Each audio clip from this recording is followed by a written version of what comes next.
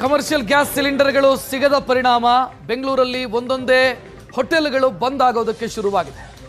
ನಿನ್ನೆಯಿಂದ ಹೋಟೆಲ್ಗಳು ಬಂದ್ ಆಗೋದಕ್ಕೆ ಶುರುವಾಯಿತು. ಇವತ್ತು ಇನ್ನಷ್ಟು ಹೆಚ್ಚಿನ ಹೋಟೆಲ್ಗಳು ಬಂದ್ ಆಗ್ತಾ ಇದ್ದಾವೆ. ಗ್ಯಾಸ್ ಇಲ್ಲದೆ ಅಡುಗೆ ಮಾಡೋದಕ್ಕೆ ಸಾಧ್ಯ ಇಲ್ಲ ಅನ್ನೋ ಸ್ಥಿತಿಯಲ್ಲಿ ಬಂದ್ ಮಾಡ್ತಿದ್ದಾರೆ ಹೋಟೆಲ್ ಮಾಲಕರು. ರಾಜಾಜಿನಗರದಲ್ಲಿರೋ ಅಂಬಿಕಾ ಗ್ರ್ಯಾಂಡ್ ಅನ್ನುವಂಥ ಹೋಟೆಲ್ ಬಂದ್ ಆಗಿದೆ. 2 ದಿನದಿಂದ ಸಿಲಿಂಡರ್ ಸಿಗ್ತಾ ಇರಲಿಲ್ಲ.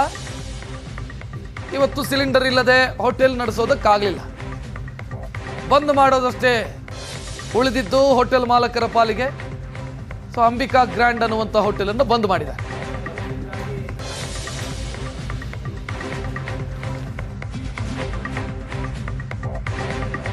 ಕಮರ್ಷಿಯಲ್ ಗ್ಯಾಸ್ ಸಿಗದೆ ಹೋಟೆಲ್ ಉದ್ಯಮಕ್ಕೆ ಭಾರಿ ಪೆಟ್ಟು ಬಿದ್ದಂತಾಗಿರುವಂಥದ್ದು. ನಾನು ನಿಮ್ಗೆ ವಿಜುವಲ್ನಲ್ಲಿ ತೋರಿಸ್ತಾ ಹೋಗ್ತೀನಿ. ಇದು ಏನು ಅಂಬಿಕಾ ಗ್ರ್ಯಾಂಡ್ ಹೋಟೆಲ್ ಇದೆ, ರಾಜಾಜಿನಗರದ ರಾಮ ಮಂದಿರ ಹತ್ತಿರ ಇರುವಂತಹ ಹೋಟೆಲ್ ಇದಾಗಿದ್ದು. ಏನು ಕಳೆದ 2 ದಿನಗಳಿಂದ ಏನು ಕಮರ್ಷಿಯಲ್ ಗ್ಯಾಸ್ನಲ್ಲಿ ಪೂರೈಕೆಯಲ್ಲಿ ವ್ಯತ್ಯಯ ಆಗಿರೋದ್ರಿಂದ ಇಲ್ಲಿ ಗ್ಯಾಸ್ ಸಿಗದೆ ಈಗ ಸಂಪೂರ್ಣವಾಗಿ ಹೋಟೆಲ್ನ ಕ್ಲೋಸ್ ಮಾಡಿ ಹೋಗಿರುವಂಥದ್ದನ್ನು ನಾವು ವಿಜುವಲ್ನಲ್ಲಿ ನೋಡ್ತಾ ಇದ್ದೀವಿ. ಏನು ಮಧ್ಯಪ್ರಾಚ್ಯ ರಾಷ್ಟ್ರಗಳಲ್ಲಿ ಯುದ್ಧ ನಡೀತಾ ಇದೆ, ಹಾರ್ಮೋಜ್ ಜಲಸಂಧಿಯನ್ನು ಏನು ಸ್ಟಾಪ್ ಮಾಡಿರೋದ್ರಿಂದ ಈ ಭಾರತ ದೇಶಕ್ಕೂ ಕೂಡ ಯುದ್ಧದ ಎಫೆಕ್ಟು ತಟ್ಟಿರುವಂಥದ್ದು.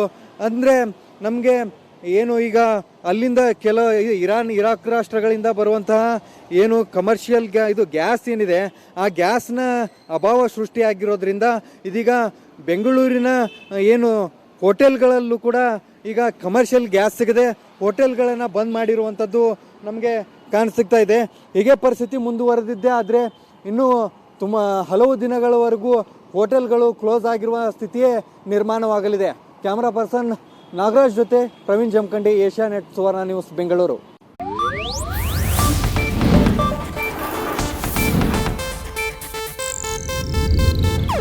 ಇದು ಏಷ್ಯಾನೆಟ್ ನ್ಯೂಸ್ ನೆಟ್ವರ್ಕ್ ಪ್ರಸ್ತುತಿ.